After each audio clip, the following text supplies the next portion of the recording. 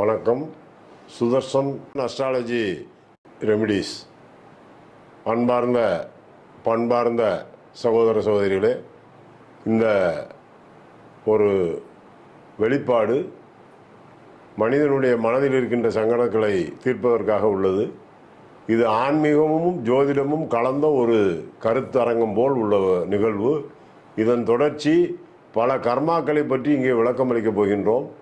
ஜாதகத்தில் எத்தனை தான் பலன்கள் கூறினாலும், கிரகங்கள் கோச்சார நிலை, ராசி, அம்சம் என்று சொன்னாலும், திசா புத்திகள் என்று சொன்னாலும், சித்திரம் அந்தாரம் என்று சொன்னாலும், ஆண்டவன் நினைத்ததை நடத்திவிட்டு போகின்றான்.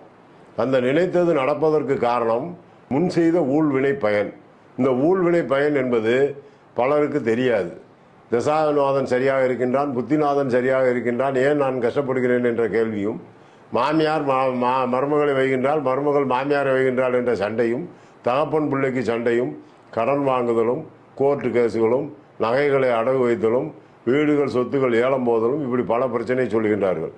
சிலர் பேய் இருக்கின்றது, பிசாசு இருக்கின்றது என்று சொல்கின்றார்கள். அன்றே பட்டுக்கோட்டை படித்தான், வேப்பமர உச்சியிலே பேய் ஒன்று இருக்குது என்று சொல்லுவார்கள், அதை நம்பாதே என்று படித்தார். அதற்கு காரணம் என்றால் மனதிலே அச்சத்தை உருவாக்குகின்ற கதையை நாம் சொல்லக்கூடாது. அதை தெளிவாக சொல்கின்றேன். இதில் சுமார் ஒரு 6 மாத காலத்திற்குள் 2000 ரெமிடிஸ், அதாவது பரிகாரங்கள் வரப்போகின்றது. அதை தொடர்ச்சியாக கொடுத்து கொண்டே இருப்போம்.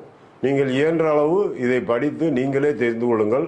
முடியாதவர்கள் நாங்கள் கொடுக்கின்ற தொலைபேசி எண்ணிலே தொடர்பு கொண்டு எங்களை நன்றியோடு பார்த்து கொள்ளுங்கள். இதில் சிரமம் இல்லாமல் இருப்பதற்கு முதலில் மனிதன் வாழ்க்கையில் என்ன தேவை, அதை நாம் புரிந்து கொள்ள வேண்டும்.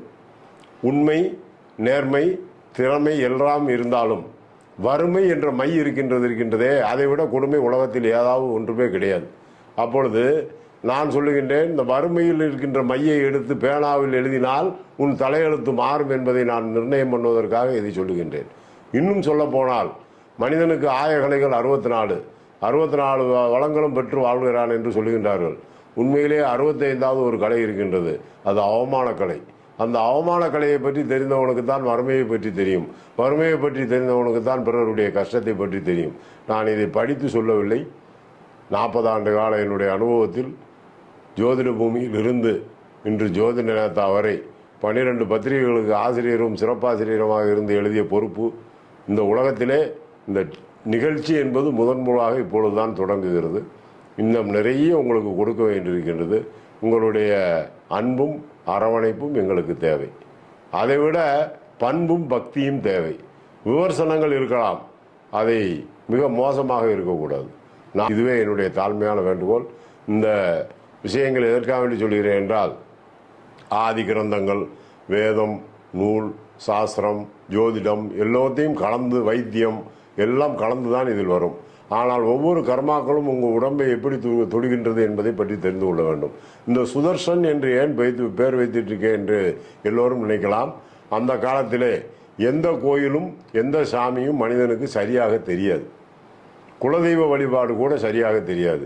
அப்படி இருக்கும் காலத்தில் மனிதன் நோய்வாய்ப்பட்டு விட்டாலோ, மனநோய் வந்து விட்டாலோ, மனிதனை எங்கே போக சொல்வார்கள் என்றால், சக்கரத்தாழ்வார் என்கின்ற சுதர்சன சக்கரத்தை வழிபாடு பண்ண சொல்வார்கள்.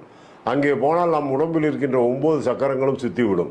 அது சுத்திய போது உங்களுடைய நோயும் மனக்கவலையும் குழந்தையின்மையும் பிரச்சனையும் தீரும்.